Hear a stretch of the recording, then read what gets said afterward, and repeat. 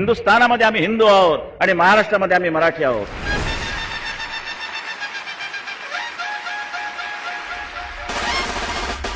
मनामध्ये माझ तरी आपण मुजोड नाही, दिसतो साधे भोळे तरी मनगट कमजोर नाही. आपल्याला लढायचा कुणामध्ये जोर नाही, आपल्या एवढी कुणाचीही निष्ठा कठोर नाही. महाराष्ट्र वाचवण्या मतभेदा दूर टाकले, मराठीच्या रक्षणात भाव माझा एक नाहले. पक्ष आपला, पक्ष आपला, पक्ष आपला ठाकरे.